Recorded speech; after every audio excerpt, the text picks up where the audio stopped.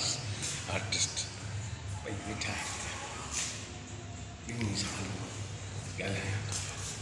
मज़ेदार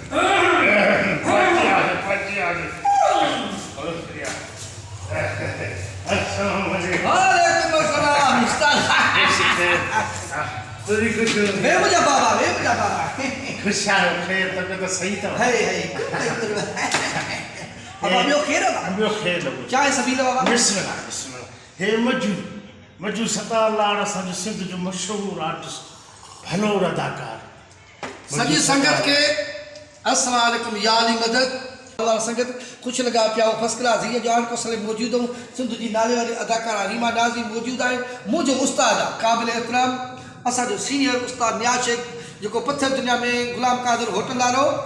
दर्दन के दरिया में निज़ाम नाग ही कदो नाग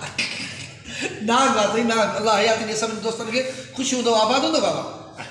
यो खेरा सब खुश लगा पिया रीमा नाज़ असांजी बेहतरीन सिंध जी माया नाज़ अदाकारा है तमाम बेहतरीन आर्टिस्ट भी है तमाम सुठी डांसर है यकीन करो तो मां तक जो बस ॾाढो फैन हूंदो आहियां रीमा नाज़ खां थोरो ॿ लफ़्ज़ ॻाल्हाए कीअं दोस्तो ठीकु आहियो तबियत सही आहे असां हींअर वेठा आहियूं आर्टपोस्ट में चांहि थी वई ख़बर अथव थधि लॻी पई आहे कचहरी क्यों पिया वेठा कचहरी थींदी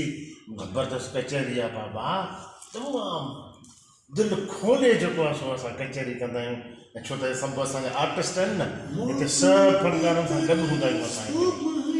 हे बि असांजो मजू ऐं हे रीमा मां ॿिया अदाकार खोड़ ईंदा आहिनि सभु असां पाण में कचहरियूं कंदा आहियूं फस्ट क्लास तमामु बहितरीन हिते वेठा हूंदा आहियूं सीएफ में लिखिया वेठा हूंदा आहियूं ये असांजो आर्टिस्टनि जो हाल ठहियलु आहे जेके बि आर्ट काउंसिल में तमामु बहितरीन तरीक़े सां तव्हां ख़ुशि आहियो खेल लॻो पिया न तबियत ख़ुशि हूंदो आहे अलाह ख़ैर कंदो वरी महिरबानी हीअ आहे असांजो मुहतरम आशिक़ अली दायो साहब सिंध जो असांजो बेहतरीन अदाकार बेहतरीन आर्टिस्ट वारी स्टाइल पंहिंजो मट पाण ज़बरदस्त आजकल खेरा बा तबियत सही आहे मज़े में ख़ुशि लॻा पिया हो मज़े में अल्हम्दुलिल्लाह अल्लाह से जाए असां सब खां पहिरियां त तव्हांजे वीडियो जे ज़रिए मां तमामु जेके ॾिसंदड़ असांजा आहिनि उन सभिनी सिंध वासियुनि खे अॼोके एकता ॾींहं जे हवाले सां खोड़ सारी मुबारकूं पेश थो कयां हीअ असांजो अॼु सकाफ़ती ईद जो ॾींहुं आहे जंहिंखे असां पुरजोश तरीक़े सां मल्हायो बि आहे मल्हायूं बि पिया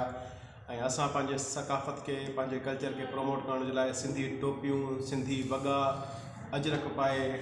पंहिंजे यकजहतीअ जो मुहबत जो हिक ॿिए सां ॿधी एके जो इज़हार कयो आहे ऐं अल्लाह ताला कंदो असांजे सिंध में सदाईं मुहबतूं क़ाइमु हूंदियूं इहे दोस्तियूं इहे भाइरियूं इहे मुहबतूं